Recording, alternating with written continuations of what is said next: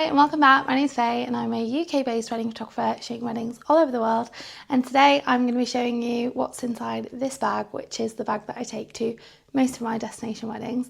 I'm currently in the south of France because I've got a 3-day wedding this weekend. Really excited. It's at a venue called Chateau, and I will be doing a longer vlog on the whole experience because there's loads of little hacks, like how we got business class flights for just £25 each, as well as loads of other hacks which I'll be joining, which I'll be sharing. So I'll pop the link for the longer vlog down below, but this is going to be a really detailed vlog all about what I take with me on destination work trips basically. This is the 31 litre 100 bag. I have the 31 litre and the 21 litre, depending on how many days coverage the wedding is, who my second shooter is, what other kit I've got available across the team. It determines which of the two bags that I take. I always would try and pack as light as possible.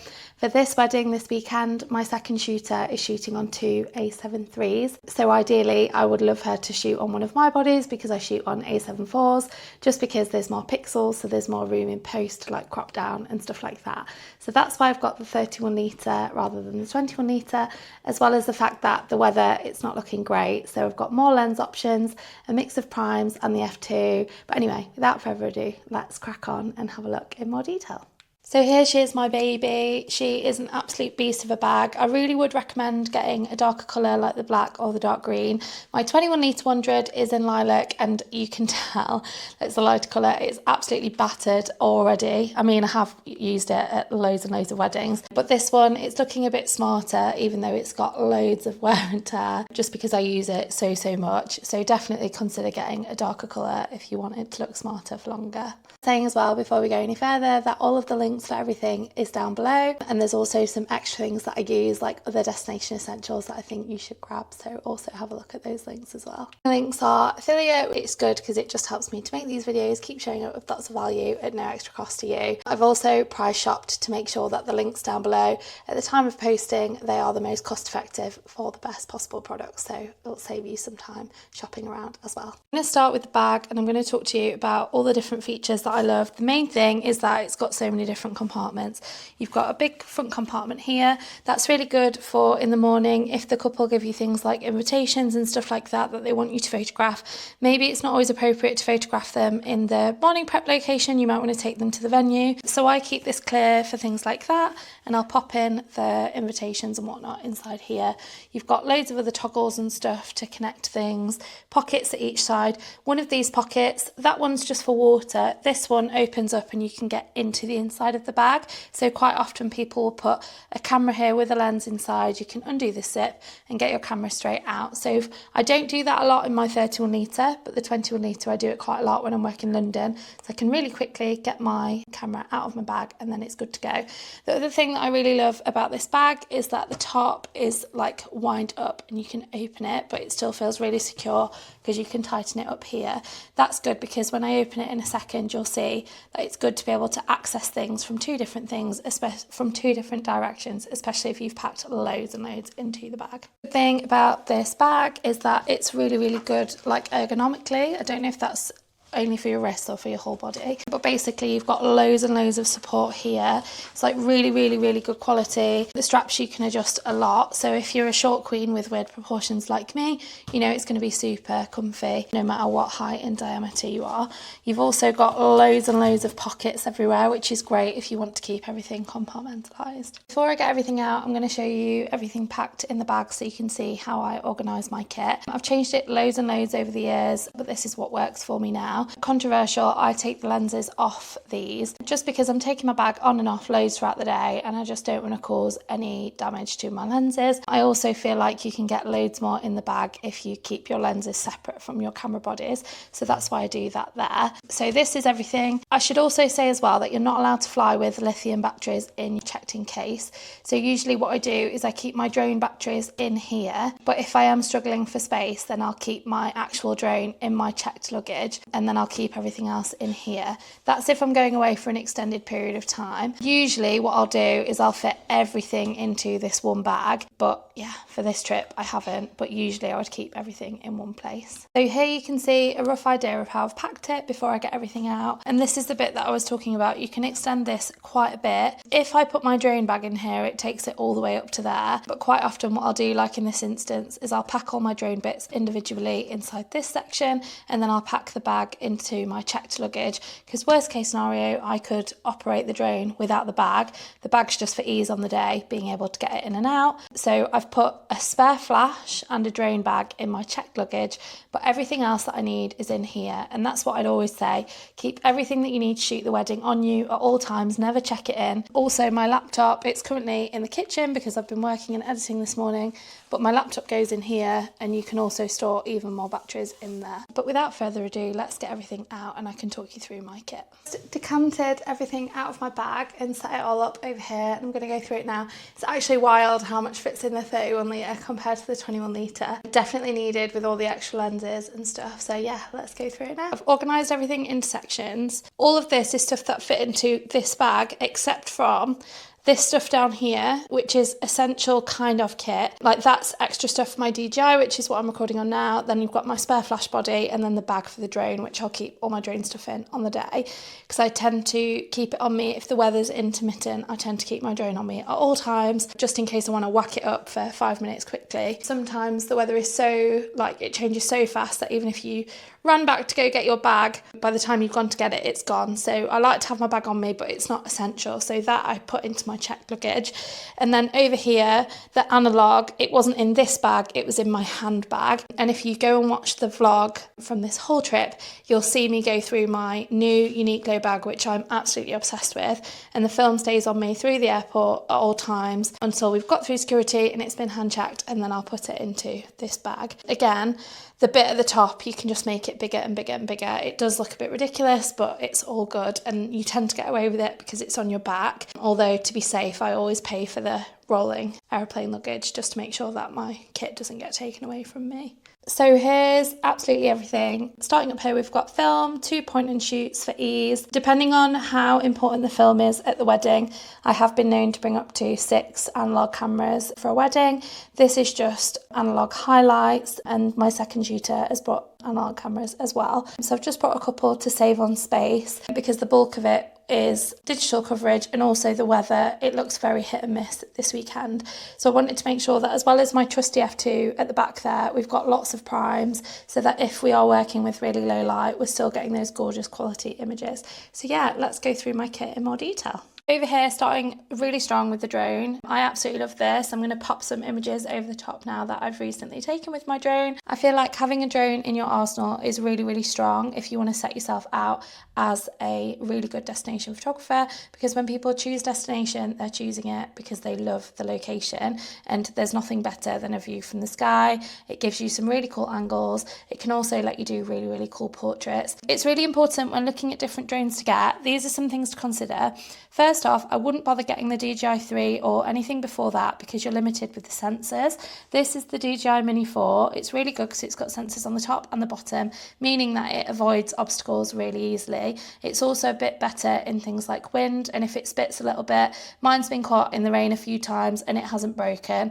I've done over 150 flights now with this drone, and touch wood, it's all good. Also, definitely get the one with the remote, not the one where you use your phone. It might seem like a really good space-saving alternative, but trust me, it's just not worth it. I've worked along videographers that have had loads of issues getting onto the app because of limited connection, limited signal. It's honestly just better to get the one with the remote, and the quality is loads better. It's easier to see what you're doing, it's easier to manoeuvre. It takes 2 seconds to get it set up. It's really, really good. Now on to the next, which is flash. If you're anxious, a really easy way to avoid any sort of anxiety is just make sure that you've got 2 of everything. I'm going to also share with you some extra flash accessories which I've brought with me for extra peace of mind. So last weekend I did a wedding in Winchester. It was absolutely gorgeous, but it was absolutely chucking it down all day, and one of my flashes started to become a little bit faulty, I think because of the rain. Now, because I would never risk risk doing a destination without a spare flash, and I've only got one functioning flash that definitely works at this point. I've invested in some flash kit to help me do off-camera flash, so that if my other camera starts to have any issues at all, I can still do off-camera flash. And keen to make sure that I'm not trying out new things at wedding. My second shooter at the wedding last weekend always does off-camera flash.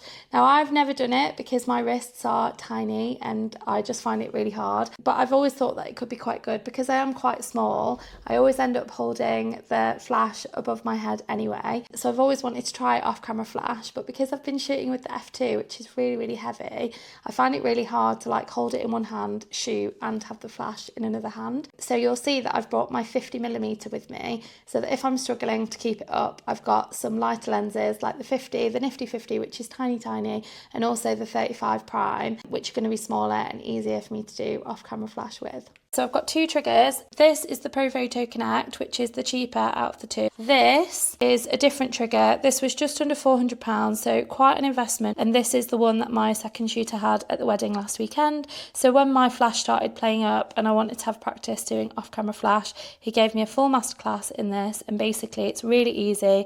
You just turn it on at the side. Once you've set up your air channels and whatnot, it works really, really quickly and you can use TTL. So I've got two. Again, the theme of this video is just have two of everything, have backups of everything, because nobody ever plans for their kit to break. But especially when you're a destination, it's not like you can just nip to a shop. Like we're in the middle of rural France right now. If anything goes wrong with my kit, it's not fair to rely on my second shooter to have something, so it's just better to have backups of everything. The light is good. Chances are I'm going to be doing the bulk of the day on this bad boy, the f2 2870. I've been using this lens now for 3 or 4 months and I'm absolutely obsessed with it. It's a beast, it's heavy, but it is so versatile. There are still some occasions where I would prefer to use a prime. I mentioned it earlier in the video, like if the light's not good, if it's quite dark, if you're doing things like indoor speeches, also things like ambient light, like in winter, as we now move towards winter, because we're now in September, I've got a feeling that I'm not going to be using this at all, really. I'm going to go back to primes because winter is all about candlelight, ambient light, and there's just something that doesn't quite hit the same with the f2. It's a great all-rounder, but it's not perfect for those like low light situations. So I've got this and I'll use this for the bulk of the day, but I've also packed some primes with me so that I'm prepared for all lighting situations. Here you can see the f2, which I've just showed you, and then we've got the 85G Master, the 35G Master, and the 50 1.8. This is a cheap backup lens. It's just good for dance floor at the end of the night with flash. It's not the best in low light, it's okay, but like worlds away from the quality of the 35 and 85G Master.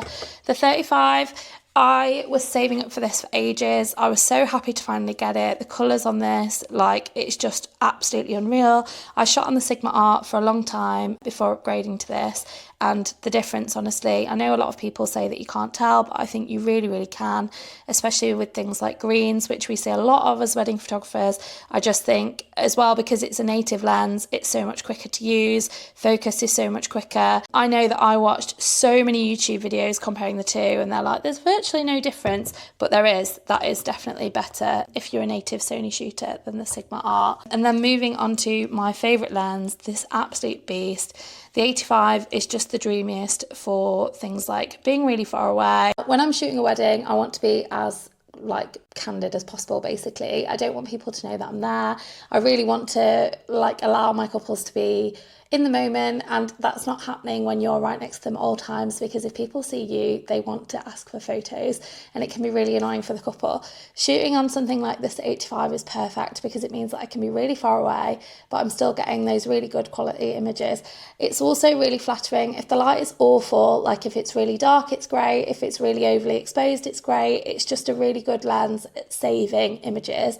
The one thing that I would say is that you need to go up to a higher f-stop because the bokeh on this lens is mad. If you're shooting at 1.4, you're going to feel like you're in a dream world, and it might be quite jarring going from, say you're using the f2 on one body and then you're using this on your second body.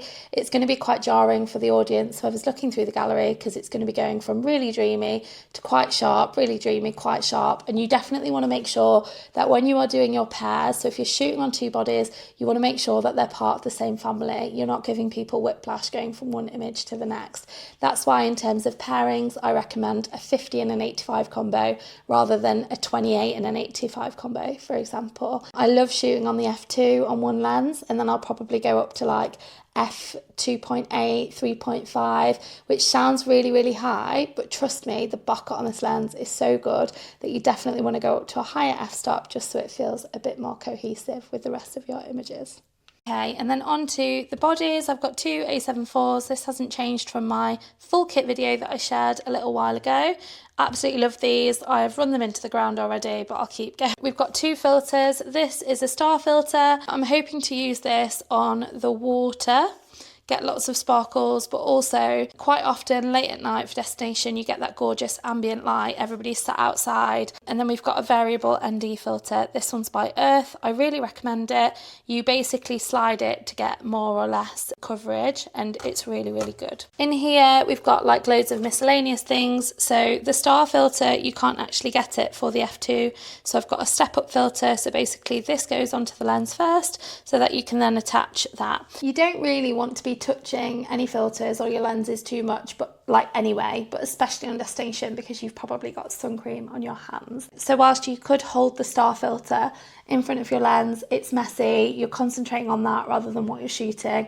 Having something like a step up ring, it doesn't take up a lot of space, but it's there in your bag ready to go, and then you can just keep the star filter on or off. You also can keep the step up ring on your lens all day. It doesn't affect your vision at all when you take the filters off. It's just good to have it on as a base.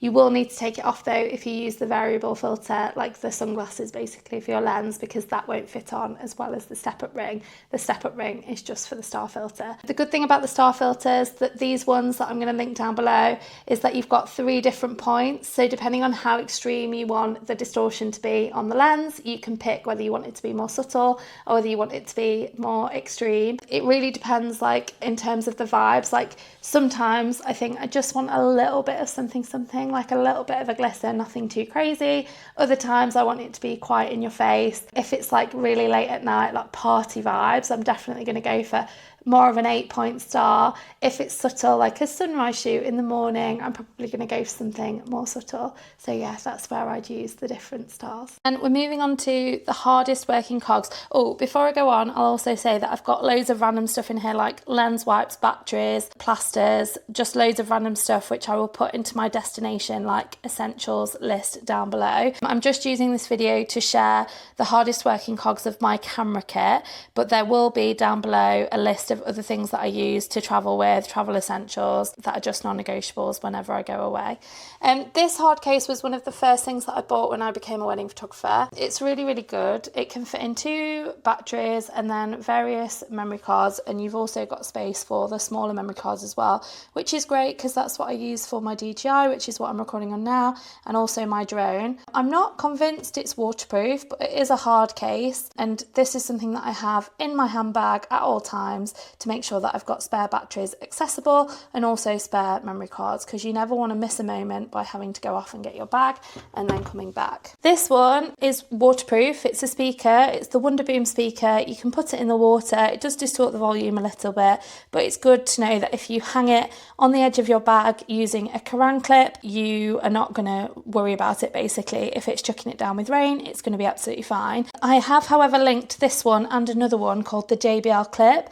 The JBL clip is not waterproof, but a lot of my second shooters have it. It's really small, and I'd probably recommend that one more because it's smaller and also it's louder than this one, so it's just a bit better for weddings generally. The rope here is like a cheap version of the Peak design. I do have the Peak design, but the straps are quite thick. I've been trialing these ones recently.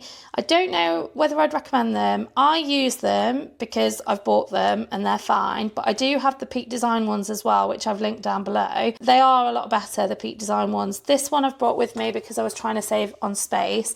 The Peak design ones are a bit thicker. They do take up more room in your kit bag, but they are definitely better and you definitely feel more secure. These ones, sometimes when I hold my kit on them, I'm not sure that it's 100% safe, so I'm not sure that I'd recommend them, but the ones down in the link below, I also use them and they are definitely better. I just don't have them with me today. And moving on to the absolute best, hardest working cogs of this whole thing. thing. So this is an international adapter. I just want to show you it in a bit more detail. So you can see here that it's got 3 USB-C ports and a USB port. You can also see here that you don't have to have an extra adapter. You can go worldwide. It's got USA and Australia, UK and EU on here, which is really good.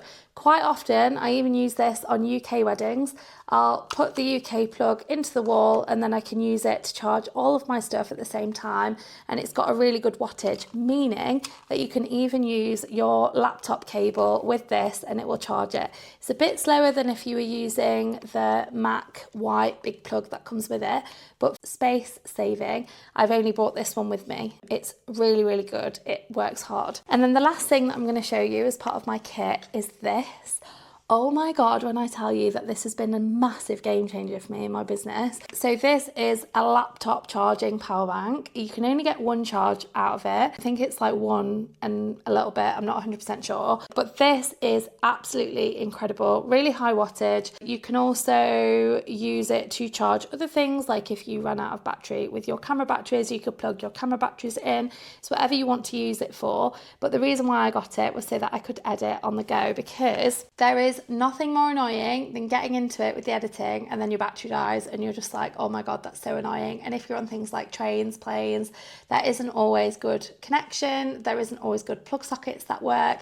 So having something like this is really good because it means that when you're in the flow, you can carry on, and it means that you might be able to get half a gallery done whilst you're on your way. Something about me is that I always try and get as much done as I can for weddings whilst I'm away, so that when I'm at home, I can be fully present with my family. And this has enabled me to carry on working when I'm in the zone, even if there's not been plug sockets accessible. There are so many other things that I take with me to weddings, like destination weddings, but I don't know that they will be as interesting for all of you. So what I'm going to do is I'm just going to pop a link down below. That's things like toiletries, specific things that you might not have thought of. And the reason why I'm linking them is because it's stuff that I've started bringing after lots of like destination travel, thinking, oh my God, I should have brought this. This is really hard to get. Or wow, if I'm going to get this in this country, it's going to cost me an arm and a leg. So I'll pop all that down below. I just wanted to keep this video exclusively for the camera kit and that sort of thing. If you've got any questions about destination weddings, please pop them in the comments below. I'll always reply as quickly as I can. I'll also put some links down below to other recent vlogs. I travel a lot for work and I'm really trying to share more of the behind the scenes, because I know that I did my first destination wedding. I found it absolutely terrifying. So hopefully it's demystifying it a little bit for you, making it feel a little bit less scary. And yeah, it's just nice to have you along with me for the ride. And if you've enjoyed this, please do consider subscribing. I'm really trying to upload as much value as I can over the coming months. Thank you so much and see you soon.